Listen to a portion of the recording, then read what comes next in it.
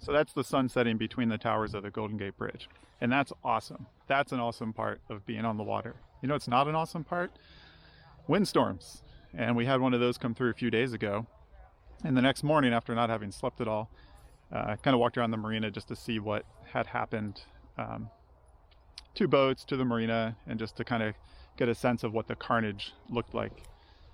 And 3 takeaways I wanted to share with you on that are, one, if you're going to choose to live on a boat, just know that you're going to be pretty close to the elements, and the buffer between you and the weather is much smaller, and maybe that's part of why you want to live on a boat. That's certainly why I do. But you can't avoid some of it sometimes. So things like high winds, you're going to notice it, and it might affect things like your sleep. Secondly, make sure your boat's well rigged for enduring events like that. You know, you make sure your dock lines are in good condition, make sure your sail covers are in good condition, make sure you don't have things out on deck or on the dock that can be affected by the wind. And then thirdly, take care of each other. Marinas and anchorages are communities, so watch out for your neighbors' boats. I think I found 3 boats just on my dock that had either broken dock lines or broken dock cleats, and were riding up against their neighbors' boats from the high winds. So look out for each other, take care of each other, and enjoy this video.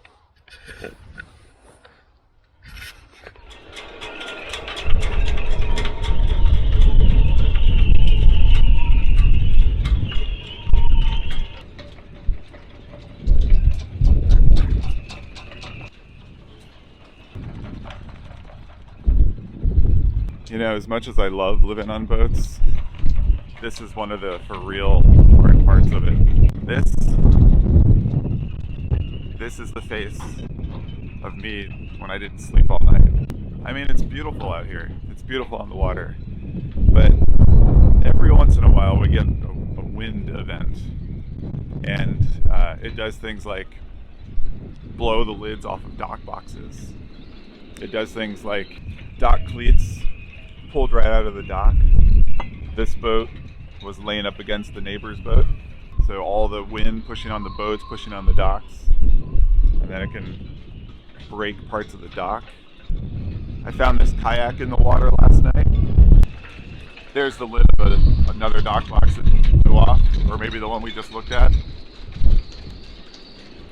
It's not the only one in the water. And can you hear this noise? Anytime the wind blows from a direction that isn't directly the normal direction that it blows from, which here is usually from the west, then the sailboats, they're not lined up for it. And it's just massive amounts of noise in the harbor. Just looking around for like more destruction. The forecast was for upwards of 50 knots of wind. That's a lot. That's a lot. The sailboats are all, they just like bashing around in their slips and leaning over. You look out and you just see the mast just like whoosh. If you live on your boat, then you're always worried about, it's your home.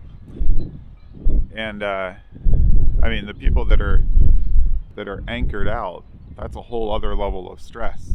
I'm fortunate that I'm in a marina for it, because I've got basically like 4 dock lines holding my boat to the dock, whereas if I was anchored out, I'd have just that one anchor line that could chafe through where the anchor line comes onto the boat, or the anchor itself could drag. There would be no sleeping. I tried to sleep last night, earplugs.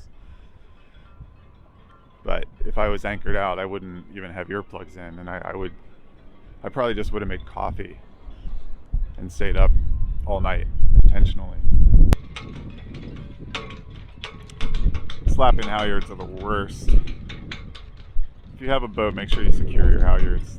It's just a good neighbor thing to do. That's a fine wind gust coming through right now. Holy shit. Woo-wee. It's like this all night. Ugh.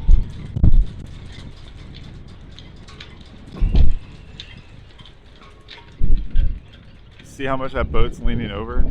The amount that boats are heeling while just being tied up in their slips. I mean, in theory, there's nothing wrong with that.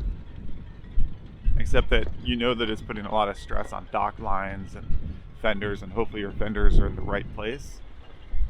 Fenders haven't fallen off.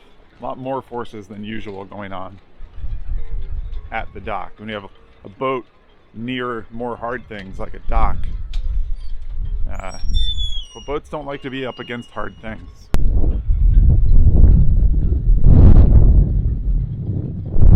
We just put the mast up on this sailboat day before yesterday. Glad it's still there.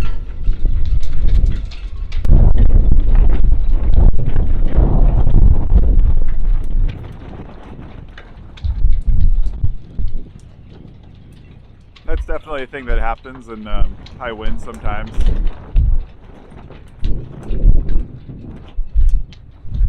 People's furled jibs come unfurled. I don't know if you can see, but the jib sheets have been whipped around one of the stanchions. Looks like it ripped the stanchion off the deck. I mean, look, you see how these are just the two jib sheets that have just whipped and whipped around, ripped the stanchion off the stanchion base, and it's like lashed itself to the shrouds. We could try to furl it up just using the furling line. Yeah, see here the furling line wasn't really cleated. So that's what we'll do here.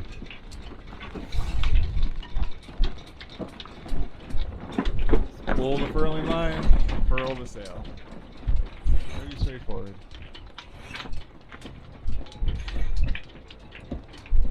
So I can't furl it up all the way because the sheets are so wrapped up, but I got it out of the wind, and we'll just cleat it off here.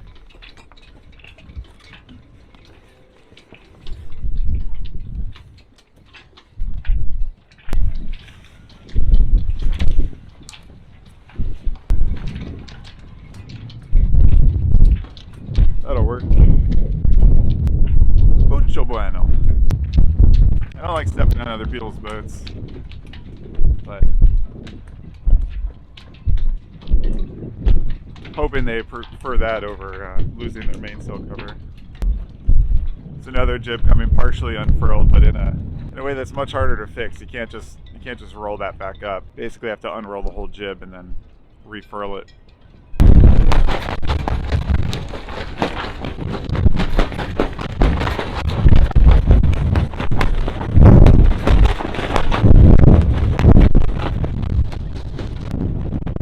It's hard to watch. It's really hard on the rigging. The whole boat's just shaking and shaking and shaking.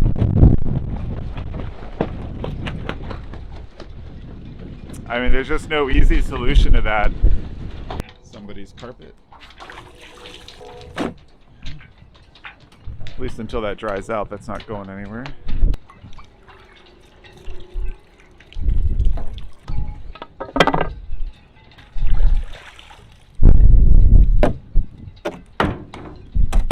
Probably needs to be replaced anyways, but maybe it saves the marina a few bucks.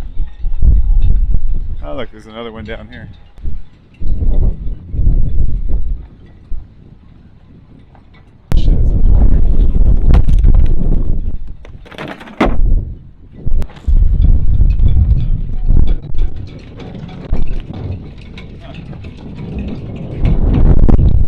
First time I've seen that happen, the whole dock box. Oh my god, look at them all.